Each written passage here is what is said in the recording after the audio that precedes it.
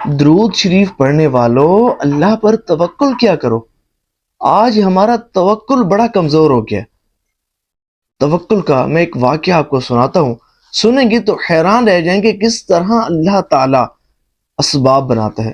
ایک خاتون حضرت داؤد طائی رحمۃ اللہ تعالی علیہ کی خدمت میں حاضر ہوئی اور کہنے لگی، حضرت یہ بتائیے کہ کیا ہمارا رب رحم دل ہے یا ظالم معاذ اللہ؟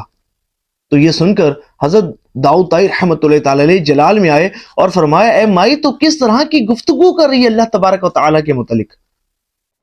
تو وہ کہنے لگی، حضرت میری بات تو سنیے، میری کہانی تو سنیے، میرا واقعہ تو سنیے، میرے ساتھ ہوا کیا ہے؟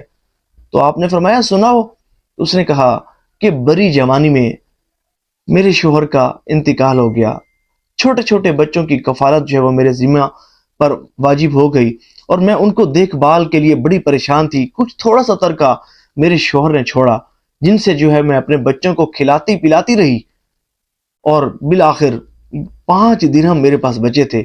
اب اگر ان 5 درہموں کو بھی میں خرچ کر جاتی تو میں اور میرے بچے بھوکے مر جاتے۔ میں نے یہ کیا کہ بازار گئی اور 2 درہم کا کھانا لیا اور 3 درہم کی روئی لی کہ جا کر ان کی چیزیں بناؤں گی اور بازار میں بیچوں گی۔ میں گھر گئی، بچوں کو کھانا کھلایا، اور جو میں روئی لائی تھی ان سے چیزیں بنائیں۔ چیزیں بنا کر اگلے دن میں بازار گئی اور ان کو بیچا۔ ان سے پھر 5 درہم کی مجھے آمدنی ہوئی۔ 5 درہم کی جب مجھے آمدنی ہوئی تو میں نے ان 5 درہموں سے پھر 2 درہم کا کھانا لیا اور 3 درہموں کی پھر روئی لی کہ گھر جاؤں گی، بچوں کو کھانا بھی کھلاؤں گی، اور جو روئی لی ہے اس سے پھر چیزیں بناؤں گی اور اگلے دن جا کر بازار میں بیچوں گی۔ اب میں گھر گئی اور جا کر روئی کو ایک جگہ رکھا اور ابھی بچوں کو کھانا کھلا ہی رہی تھی کہ کیا دیکھتی ہوں کہ ایک چیل اڑتی ہوئی آئی اور میری روئی چونچ میں دبا کر اڑتی ہوئی لے گئی، اڑا کر لے گئی۔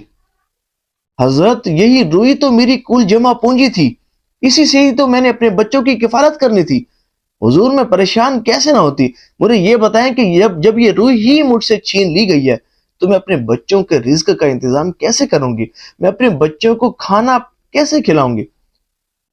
ابھی وہ خاتون یہی گفتگو کر ہی رہی تھی کہ اتنے میں حضرت داؤد طائی رحمۃ اللہ تعالی علیہ کے دروازے پر دستک ہوئی تو آپ باہر گئے۔ کیا دیکھتے ہیں کہ چند مسافر آپ کے دروازے پر موجود ہیں اور اپنا بتانے لگے کہ حضرت ہم سمندر میں سفر کر رہے تھے کہ ہماری کشتی میں سوراخ ہو گیا اور پانی بھرنے لگا۔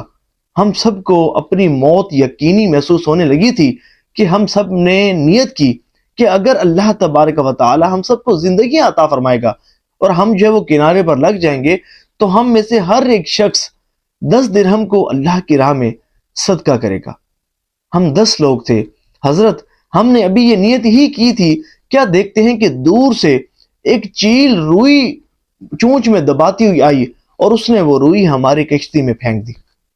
ہم نے کشتی سے پانی نکالا اور اس سوراخ کو روئی سے فل کیا، بھرا، اور یہاں تک کہ اس ساحل پر کنارے لگے، اور جب یہاں آئے تو ہم نے پوچھا کہ یہاں کون سی ایسی ہستی ہیں جو بہت زیادہ مقبول ہیں؟ تو انہوں نے بتایا کہ حضرت داؤد طائی رحمۃ اللہ تعالی علیہ کی بارگاہ میں چلے جاؤ تو حضور ہم آپ کے خدمت میں حاضر ہوئے ہیں، یہ 10,000 درہم قبول فرمائیں اور جو اس کا مستحق ہو اس کو دے دیں۔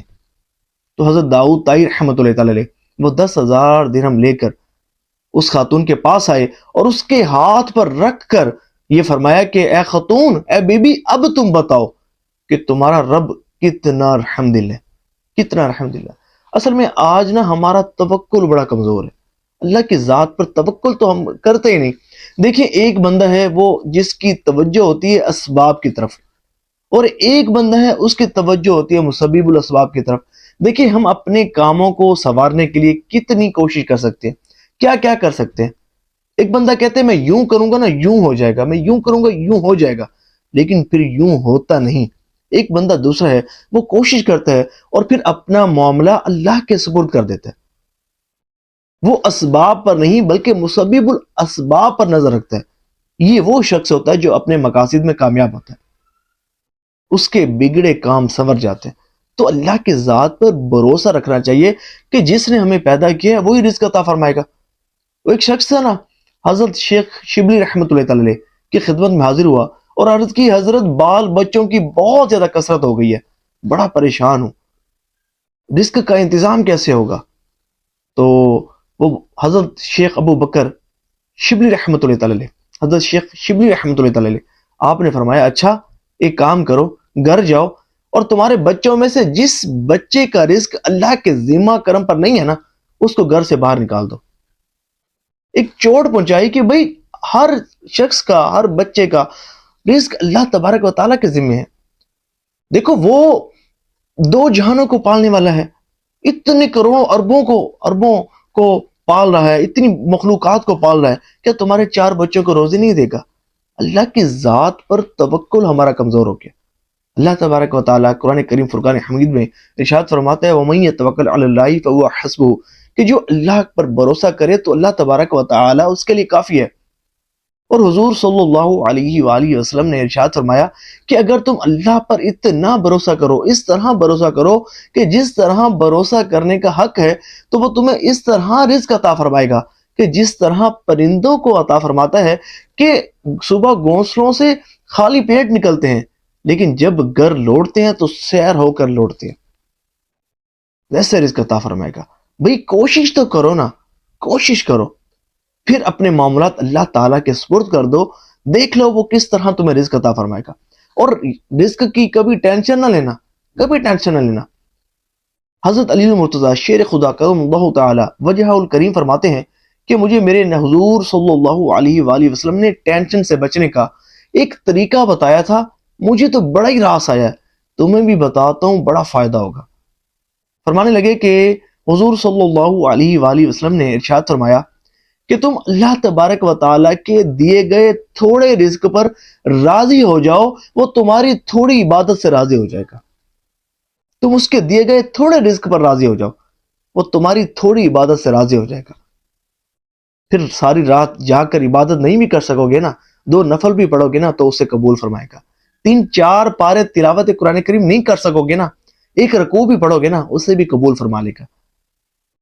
ہزاروں کی تعداد میں ذکر و اذکار نہیں کر سکتے، ایک تسبیح بھی ذکر کے کر لو گے نا تو اسے قبول فرمائے گا۔ اس کے دیے گئے تھوڑے رزق پر راضی ہو جاؤ۔